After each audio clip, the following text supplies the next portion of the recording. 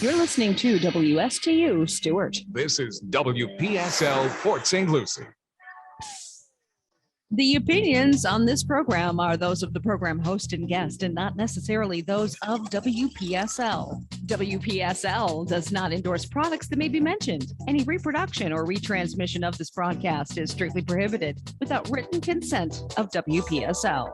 Legal questions? Ask a lawyer. Give us a call at 340-1590, 340-1590 here at the studios of WPSL. And Ask a Lawyer with your host, attorney Stuart M. Address.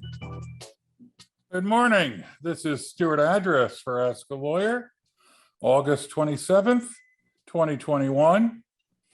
By now, I thought the pandemic would be waning down. Boy, was I wrong.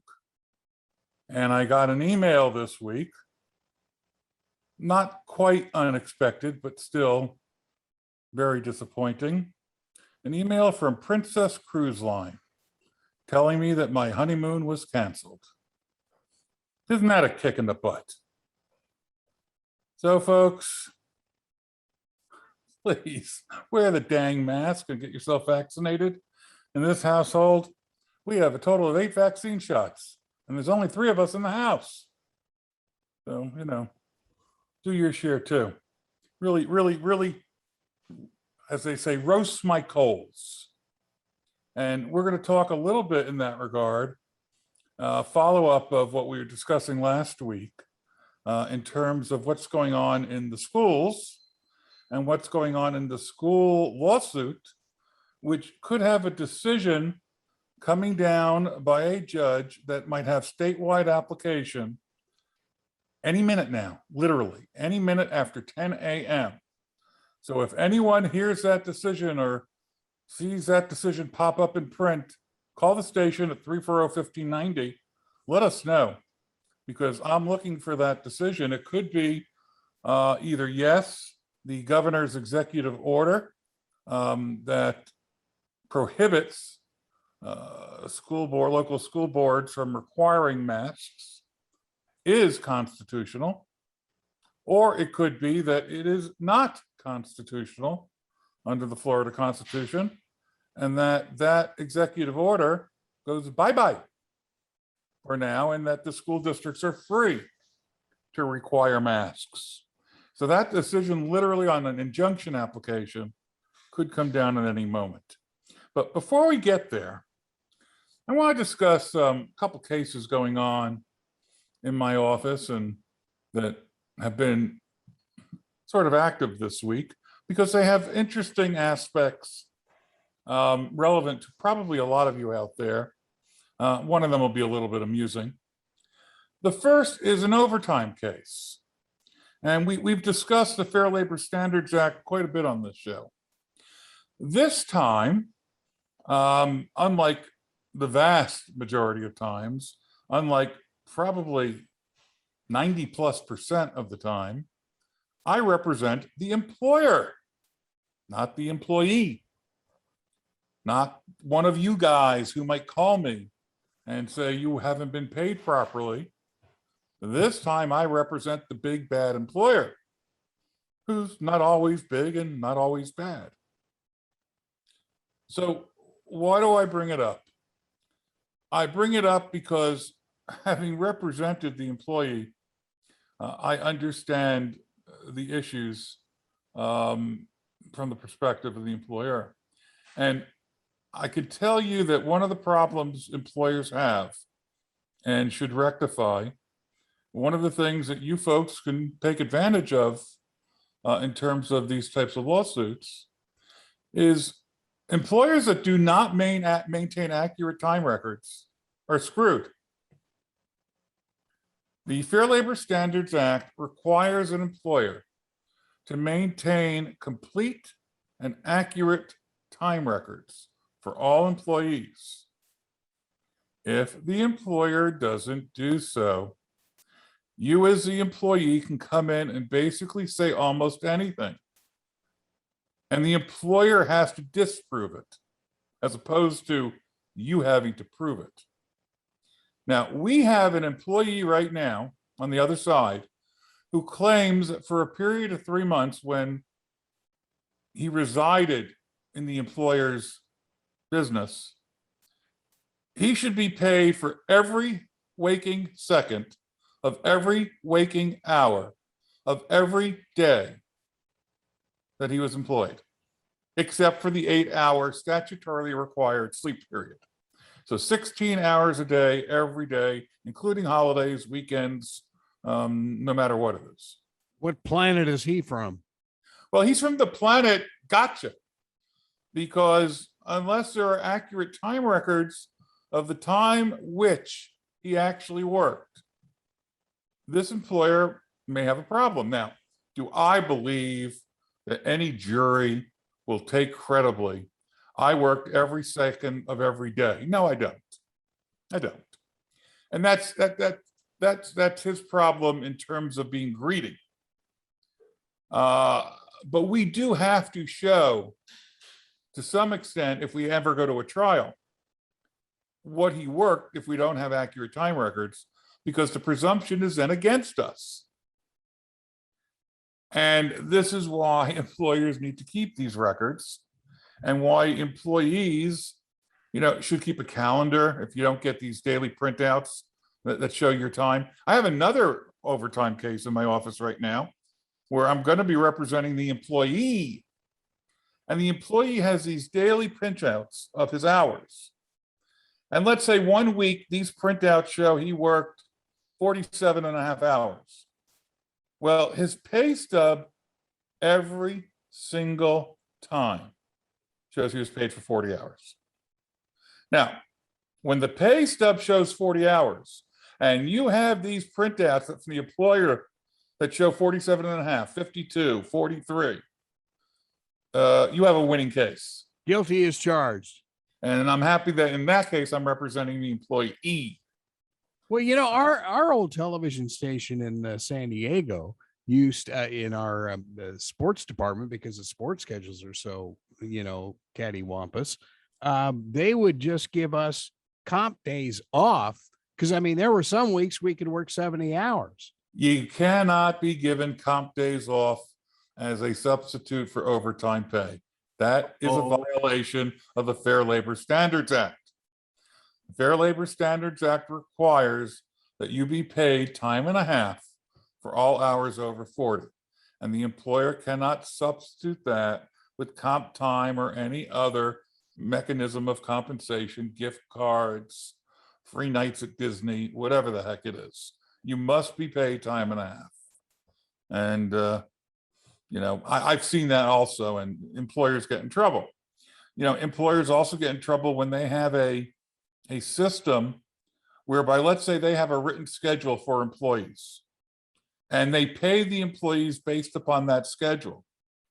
Well, if that employee started, instead of at 4 p.m. at 3:54, you owe him for another 1/10 of an hour. If that employee leaves at 9:36 instead of 9, you owe him for another 6/10 of an hour. You can't pay from the schedule. You need to pay based upon the actual work performed. And if, as an employer, you don't have a system in place, whatever system it is, it doesn't have to be a punch clock. It could be computer logins. It could be paper. Whatever it is, if you don't have a system to accurately keep track of time, you're in trouble, because I guarantee you, one day when that employee leaves or is fired, they're going to come back, if they think about it, and call a lawyer. And instead of telling the lawyer, well, I generally work an hour or so a week overtime, I'm going to hear, and I'm not going to be able to disprove my own client, I generally work about 5 hours a week overtime. And you're going to have to disprove that because you don't have the records as an employer. So I tell employers, keep those records because the burden's on you. And I tell employees, keep a record yourself if your employer is not giving you one, because it helps you immeasurably. If you come into my office as some have, with a diary or a calendar, and the calendar going back years. You can only go back 2 years for Fair Labor Standards Act. 3 if the failure to pay is willful. But if they come in with calendars and I see 8.2, 7.6, 4.7, off, vacation, 3.6, 9.2. Oh, I love that plaintiff. I love that client. He's just given me, or she is just giving me gold. Keep track of it, because you might be entitled to a good amount of money that you're not being paid. And those are the 2 overtime cases in my office right now, one for the employer, one for the employee.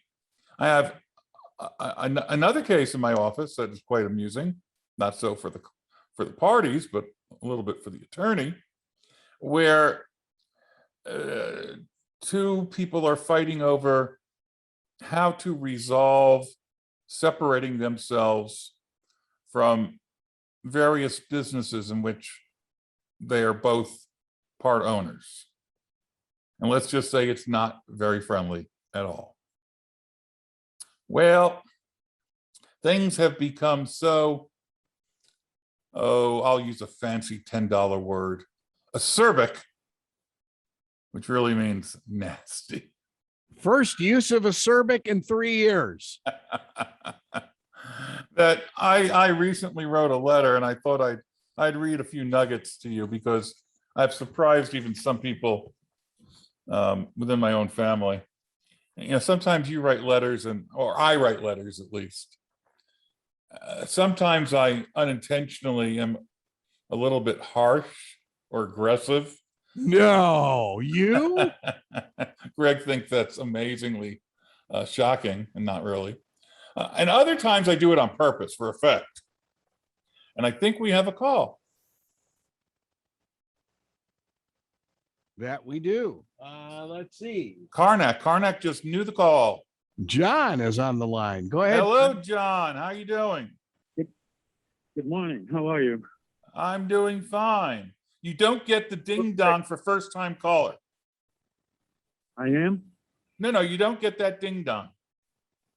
Well, am I your first call of the morning? Oh, you're the first call of today, but you're not a first time caller.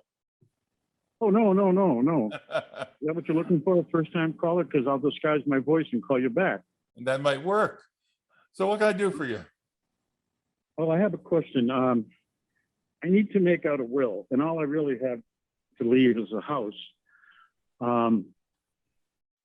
And I was wondering if you could maybe, if you can't do it yourself, if you could hook me up with someone you know that will do it and do it. I can, but you should call my office at 772-781-8003. And if you didn't have a pen in hand, you can always go to the website or just Google me. You'll find me. I do have somebody I can refer you to, but I can't do that on the air. Oh, that's okay. That's okay. Yeah, I would appreciate it. The sooner the better. I'm not getting any younger, you know. Not a problem. Or send me an email, actually, and I can respond to you by email. You leave your email. It's Stuart at stewartaddresslaw.com. Okay, I'll try.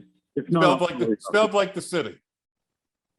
You know, I don't have internet. I have to do it on a little smartphone. And sometimes All right. it's not, you know. Well, either that or give a call to the office. And one other thing I wanted to make Yeah. a statement, and I could leave it alone, but you know, I'm always concerned. Afghanistan. Now, I'm glad Biden is in office. It's a wonderful change from the horror show. But don't you think they should have evacuated before taking All right. troops out of there?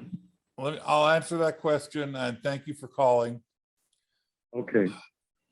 I'm going to answer this question, more of a political question, only because I know that the listening base of this audience is more Republican than Democrat, as is the demographics of this area. And since I have also often bashed Donald Trump, and people, you know, complain sometimes that I do so unfairly and that I'm biased. Let me say something here, which, is not something I am happy to say. Yes, I agree with John. I think that President Biden should have much earlier been in the process of dealing with the visa applications, finding out which Americans were where in the country, organizing them to get closer to the airport for evacuation, all before anybody got the wiser. I think that they've done a tremendous job recently, but that the beginning of the evacuation from the pre-planned departure from Afghanistan, which is long overdue, in my opinion, was not handled properly. I think that whatever advice he was given or whatever advice he chose to take, it was the wrong advice. And I wish that when he has spoken to the American people this week 3 or 4 times, he had been honest about that. I got to tell you, I really do like Joe Biden. I think he is honorable and ethical and compassionate, but nobody will persuade me that in his heart of hearts, he does not agree that things should have been done differently and earlier. And to tell us that everything was rosy and this was to be expected no matter when we did anything, that's blowing smoke up my posterior, and I don't appreciate it. I don't think it's truthful, and I think he would have had a lot more credibility had he been honest about that and then talked about what we're doing now. So hey, there's my negative comment about my Democratic president that I really do like and appreciate. And hopefully that's a little bit of fairness for you folks to see. I really do try to call him as I see him. So we were talking about this letter, and I thought I would read you a couple little pieces that are a little bit aggressive and a little bit amusing. Now, at one place in this letter, I wrote to this other attorney, round and round we went on the merry-go-round of negotiations. A little color there. I wrote, you essentially told me to pound sand. Call him as I see him. I could have said that more diplomatically, but didn't really want to. I also said that this one I love. This one goes a bit far. This one I've never written something like this before, but it gave me immense pleasure to do so. The other side had made a contention that was so absurd, so inaccurate, so revisionist, that I had to respond in a way that used language that would really convey the depth to which I felt that they were liar, liar, pants on fire. So I wrote that their contention was as accurate as George Bush's claim that Saddam Hussein had weapons of mass destruction. That's in one of my letters. I got a look from my fiance. She said, you didn't really write that, did you? I said, yeah, I did. And I got those eyes that tell me she thinks I went too far, but I must say, I enjoy it immensely. You're in trouble now. And the last one, the last little quote I'll give you is, I was being asked to agree to something that I had rejected 4 times previously over the course of several months, and is being packaged differently, but it was still the same thing. And so I wrote that neither my client nor I recently fell off a turnip truck, nor do we desire to purchase any bridge in Manhattan. So, hey, what you get with me is what you see and what you get. And Well, my literary license sometimes goes a bit astray, but it does convey my position for sure, and the position of my clients. So how much is the Brooklyn Bridge worth? I don't know. What is it? 5 strings of beads and a donkey? I don't know. That's the value of the Brooklyn Bridge for those listening on Facebook. All right. So let us go to our real topic of the day. And that is, you know, the school masks, and it's important. We spoke about it last week, but there have been developments. And so let's look at some statistics first. Almost 94% of intensive care unit beds across the entire state are occupied. There is barely room for more intensive care patients. Some hospitals have said, if you have a heart attack, we don't know if we can give you an ICU bed. We don't know if we can send an ambulance. The ambulance may have to go somewhere else. We have staff shortages. Almost 40% of the inpatient beds are occupied with COVID-19 patients. That's not just the ICU. That's all beds in the state of Florida. Almost 40% are COVID patients. About 86% of inpatient capacity in all hospitals across the state are full. So there's not that much room for anybody else to go to the hospital. This is the United States. This is the giant great state of Florida. Prior to March of 2020, would anybody have thought that these statistics were possible for anything that might happen, even war? I don't think so. I don't think anybody would have thought that we would be the equivalent of a third world country, barely able to fit people into a hospital, not having enough hospital beds, having very little room for ICU people, triaging people, having to decide. I heard one nurse describe it this way this week when I was listening to CNN. She said the situation was so bad that you can have 2 patients code, and they had to make a decision which room they were going to run to because they didn't have enough staff to run to both. Imagine that. You're in the hospital. You're trusting the hospital here in the United States to give you what we consider to be quality care. And God forbid you code, and they might not be able to run to your room because there are too many people in the hospital, too many people in the ICU, and too few staff. That's the United States today. Yet there are people that don't want to solve the problem as expeditiously as it can be solved. Don't want to get the vaccine, don't want to wear masks. I tell you something about people who say they don't want the vaccine because they don't know if it's safe yet.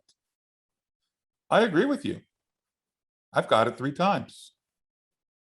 If it kills me, it kills me. But I sure feel safer with those vaccines than I would without them.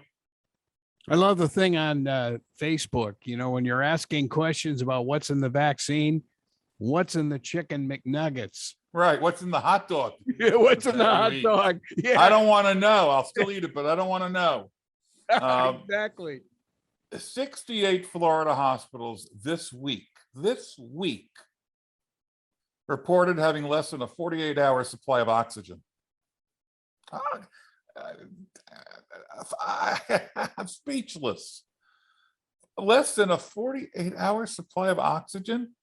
About half of those hospitals said they had less than a 36-hour supply of oxygen. And since July 1st, 29 hospitals have said their supply dipped as low as 12 hours.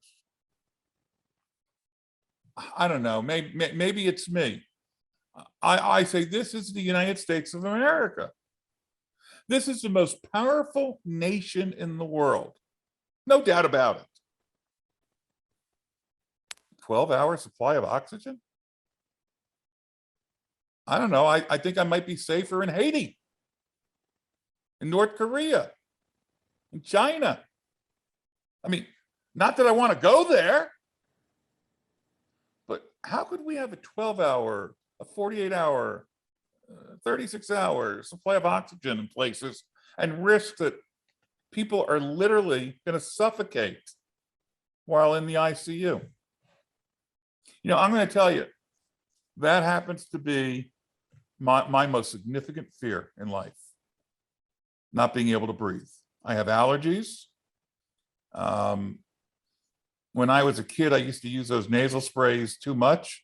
And what happens is what's called a rebound effect. I know because I was in the ER several times because of it. And when you use those nasal sprays, instead of shrinking the membranes inside your nose, they enlarge them so that you can't breathe through the nose at all. It's just a complete blockage. You talk about panic. I ended up as a kid in the ER 3 times. And you want to know what they told me? There is not a thing we can do for you. You have to wait it out until the membranes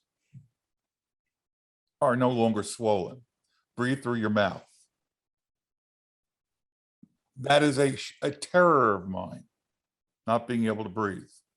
And here we have hospitals across the state of Florida reporting an insufficient supply of oxygen so low that it truly places the lives of people in the ICU at risk in the United States, in the state of Florida. Come on. How the heck does that happen? And it's not the fault of the federal government. It's not even the fault of this. Well, it's to some extent it is fault of the state government. But you know, in other ways, it's not. The fault is how we are choosing to handle COVID, and we're not doing everything we can do to tamp it down, some like other nations are doing.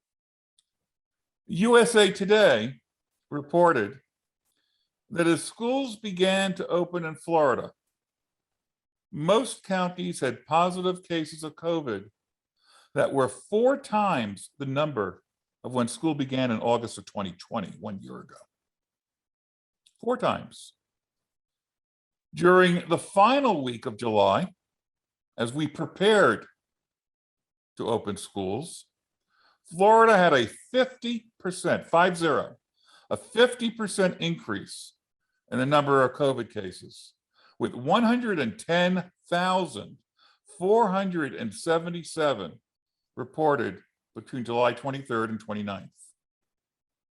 That was what we had when we set about sending our kids back to school. And guess what? On July 31st, Florida reported 21,683 cases, which was the highest number since the pandemic began in March of 2020. The highest. For so long, we were going down, down, down, down, down. That curve was flattening. That curve was nearly negligible, and now the highest. And on August 24th, folks, that's 3 days ago. On August 24th, the number of new cases in Florida hit a 1-day high of 26,203, with a 7-day moving average of 21,604. This is, you know, what we all face day to day, going to the restaurant, going to the bank, going shopping, sending our kids to school, for which we have no choice now, because at least in this county, there is no more virtual education option. As of August 1st, of those I'm sorry, the 13,000, okay, I don't think I mentioned, August 1st, we had 13,596 cases of COVID among children under the age of 12. And 13,858 cases of COVID among children ages 12 to 19. It's in Florida on August 1st, just as schools are beginning. Approximately 25,000 cases of COVID among these kids. So what do we expect is going to happen? Oh, come on. Everybody knows. That's not a secret.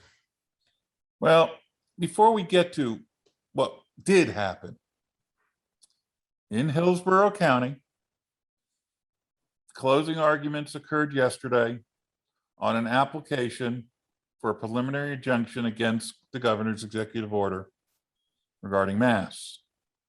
And in a separate lawsuit in the Second Judicial Circuit, and a lawsuit filed by parents of children in Hillsborough, Pinellas, Miami-Dade, Palm Beach, and Alachua counties, a 3-day trial occurred this week and was expected to result in an order on a preliminary injunction within minutes, or maybe as recently as 15 or 20 minutes ago, I don't know. And it was intended to have statewide effect. Judge John Cooper of the Second Judicial Circuit, who's going to issue that order, or maybe has issued that order, confessed yesterday to counsel in a Zoom trial, quote, "I'm just struggling with all of these issues," end quote. He also said, quote, "I think I could probably make arguments for either side of the case," end quote. And then he stated he would rule sometime after 10 a.m. today. So here's a judge who's listened to a trial on a preliminary injunction, who, because of the speed and the brevity of such a significant issue, is himself confused. Now, I have no doubt that that judge will do his best to make a proper legal decision, whether I agree with it or not. The governor has vowed to appeal if he loses. I'm sure the parents would appeal too. But this is what's going on here. And how do we find out what's going on in our schools? Gee, there must be a state dashboard like there was last year, where you can go to and it'll show you in every county, in every city, in every location, how many COVID cases, how many hospitalizations, how many deaths. There must be something like that, isn't there? No, because Governor DeSantis ordered it discontinued. Well, what's very interesting, the St. Lucie County, Eric Gill, the information officer, sent out a release yesterday that the updates from the St. Lucie County Health Department will begin Fridays at 3. Well, it will be at 11 o'clock, but we'll air it at 3 o'clock on WPSL. And that's great. And I'm going to give you some of that current information on St. Lucie County in just a little bit, because while the state discontinued their dashboard, county school districts did not. A lot of them, at least. County school districts came up with their own dashboards, which are available on their school district websites. They're not all the same. They don't all provide the same information. For example, they don't all indicate how many are in quarantine, but they are endeavoring to give information to the public about their school district. And it's being done at a county level because the state won't do it. I can't imagine why. I mean, come on, folks. This is your governor at work. So, Miami-Dade County, the largest school district in Florida with 341,000 students. 105 reported COVID positive tests between student and staff, according to their dashboard. They don't have any numbers on the number in quarantine. Broward, the second largest school district, 261,000 students. since August 18th, during the past 8 days since school began, 84 students and 68 employees, for a total of 152 positive cases. No information on the numbers in quarantine. Hillsborough County, which encompasses Tampa, the third largest school district in the state of Florida, with 213,000 students, this week reported a total number of COVID-19 cases of 4,989, with 11,985 persons subject to quarantine. Now, think about that for a moment. School's in, 12,000 people aren't. They're in quarantine. And for the kids, there's no virtual option anymore. So what are they doing? Well, we're back, I guess, to the old-fashioned way. Have the teachers send your homework home. But how do you study? Well, do it on your own, I guess. Some kids could do that. Others won't, and they will just fall behind. That's really the goal of our education system, isn't it? Our Constitution, which the governor is determined to protect, which provides for a safe and high quality education for all public school students in the state of Florida. That's really doing it. Not even permitting virtual options and having kids at home who are subject to quarantine, even if they don't have COVID. Now, the virtual options cost money. Well, of course, the virtual options cost money. Well, and as the rabbi says, follow the money. Always follow the money. It gets you to lots and lots of answers. Follow the money when the governor has actually followed through on his threat, which I said I can't believe he would ever do it because he'd never get reelected.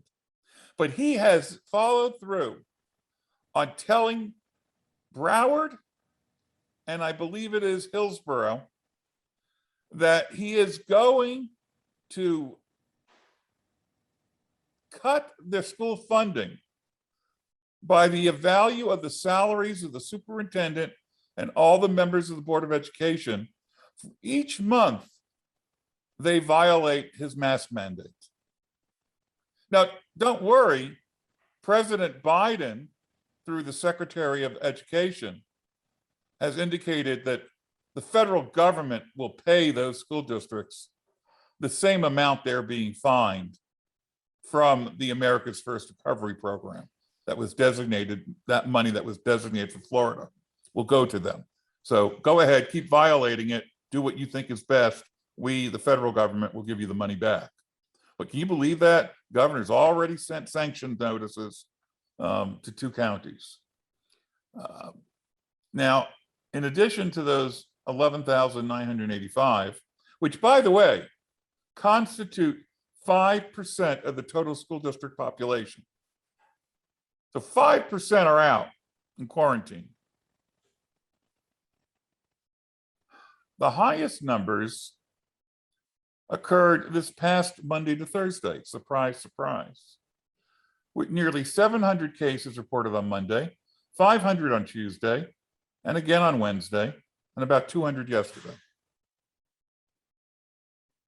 Yet we're fighting over masks in school. Now we're going to get, wait till we get to St. Lucie County. I have some things to say. In Palm Beach County, the 5th largest school district in Florida, with about 192,000 students, we have 259 reported COVID-19 cases among employees and 2,031 among students, for an overall total of 2,290. That's the total. The total subject to quarantine is not reported on the dashboard. But ABC News reported that there were 440 students quarantined in just the first 2 days of school. At least we have that information from the good old Fourth Estate trying to do its job in providing accurate information where it's not readily made available. Okay, so you mentioned Miami-Dade, Broward, Palm Beach, in Hillsborough, all blue counties. That's right. So, so this couldn't be politically motivated, could it? Well, it is politically motivated, but no, I don't believe DeSantis is trying to kill off the people in the blue counties. Because this could just as easily happen in the red counties. So no, I won't go that far. So let me quickly give you Pinellas, Martin, and Indian River, and then we're going to go to St. Lucie. Pinellas had a report of 1,365 confirmed COVID-19 cases among student and staff since school began, with 3,199 in quarantine. Martin has 18,000 enrolled students, 225 cases of COVID-19, 188 students, 37 staff, 1,666 in quarantine. Indian River has about 17,000 students. Of that, 275 students have COVID-19, about 368 are subject to quarantine, and 108 staff have tested positive. St. Lucie. Beyond the numbers, I have some things to say, get off my chest. You know, and I guess this is legal, this is political, this is personal. It's an amalgamation of all of these things. Yesterday, I found out the details regarding our local school district. It scared me. While St. Lucie County's dashboard also doesn't mention the number of people in quarantine, the number of positive COVID-19 cases is identified, school by school by school. Since school began 2 weeks ago, 121 employees and 349 students, for a total of 469 positive COVID-19 tests, and about another 400 or so students in quarantine. In some cases, entire classrooms. Imagine that. Maybe they can be quarantined together. Can have a house mom, perhaps. I don't know. Entire classrooms gone, wiped off the school premises, as if there were a plague. There is. But what else did I find out? I've often mentioned to you that my son attends Lincoln Park Academy. I've spoken over the last few years of the pride I have in his attending that school. I've spoken of the speech and debate team, which he and I reinitiated after an almost 30-year absence at LPA. I've spoken about how, until 2 weeks ago, my son had not attended school in person for a year and a couple months. Last year it was virtual, and then the year before, you remember, school closed several weeks early because of COVID. I've explained several times in the context of our discussions my personal fear of sending him to school during the pandemic, that he might get infected and perhaps not even have any symptoms, but that he might come home, infect me, and kill me. And I'm not joking. That's a real fear a lot of people have had. A lot of parents, a lot of grandparents. It's why I kept him home last year. It's why I made him a hermit in his own house. It's why I took away from him the ability to grow by having to interact with other people of the human race. This year, there is no virtual option, and I sent him back to school. But I sent him back to school not just because there was no virtual option. I sent him back to school because I had to send him back to school. As a parent, I had to be less concerned about myself and now concerned about a child who had been 1+ years out of the school environment, out of the environment of being able to talk to educators, being able to grow with other students, being able to interact and to bond. And I had determined to send him to school anyway. Now, mind you, at that time, COVID seemed to be like it was disappearing. And I had been vaccinated. And my fiance had been vaccinated. And so we had much less fear. And then Delta showed up. And then more and more reports about Delta and about the subjectivity of being so-called breakthrough infections. And they were increasing and increasing. And now kids were getting sick. Instead of the elderly, it was the kids in the hospitals, the kids in the ICUs. And now I feared for my son and for me. Yet I decided to send him to school. Before the mask mandate even existed, we had discussed it, and he had assured me he would wear a mask. And I believe him. And so what did I find out yesterday? Of the 348 reported student cases of COVID-19, LPA had reported 25 during the past 2 weeks, placing it number 3 of all the schools in the district. Only Treasure Coast High School with 30 and Fort Pierce Westwood with 39 were higher.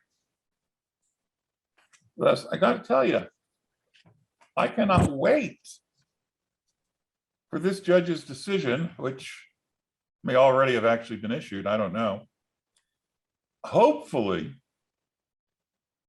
in favor of the parents who have challenged the governor's executive order, so that students can be required to go to school in masks, even if there's no opt-out by parents. That schools could require everybody to wear a mask and be socially distant, to be as safe as humanly possible. Does that reassure me that my son might not get exposed and, God forbid, he becomes ill? They won't even let me in the hospital to be with him. We're back to that again. God forbid, I will have to worry about him and cry over him from a distance until hopefully he recovers. God forbid. And if he contracts it, and because of the vaccine that he has taken, 2 doses, if because of that he doesn't get any symptoms, he doesn't get sick, I will fear that one morning I will wake up with a cough, sore throat, wheeze,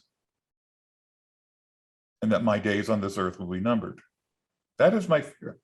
I think it's a reasonable fear under the current situations of the world in this country.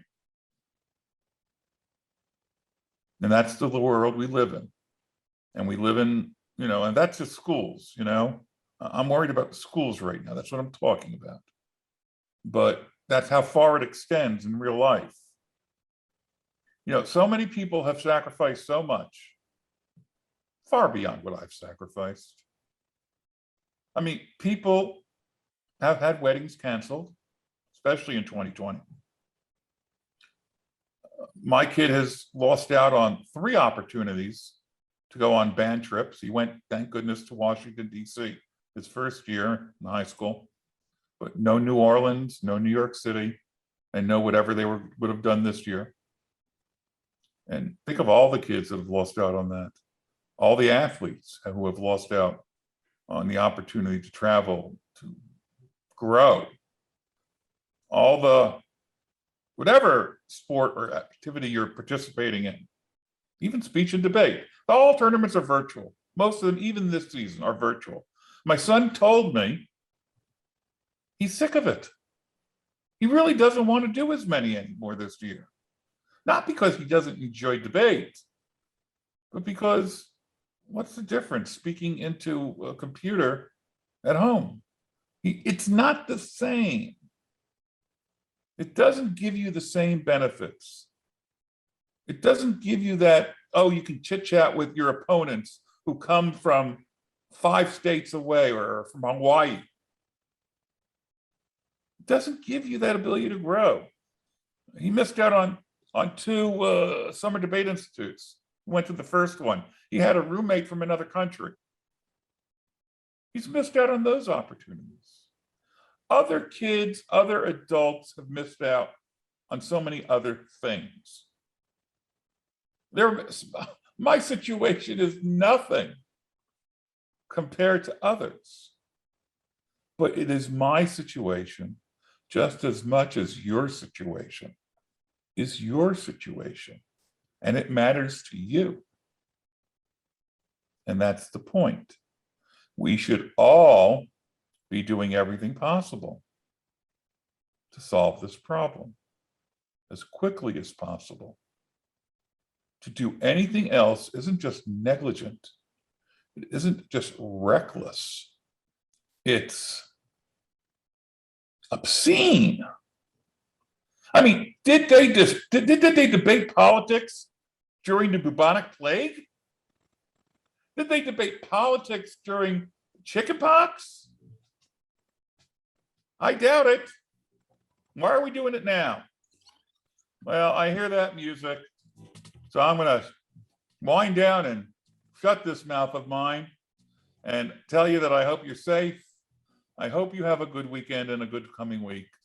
I'll be back next Friday for Ask a Lawyer, and maybe we'll get to talk about some more legal issues. But until then, be safe, have a little bit of fun, and hey, that's me. I'm out. That's Ask a Lawyer for today. Bye-bye. Ask a Lawyer right here on WPSL, Port St. Lucie. Talk of the Treasure Coast, webcaster of the world in WSTU, Stuart, Florida, Martin County's Heritage Station.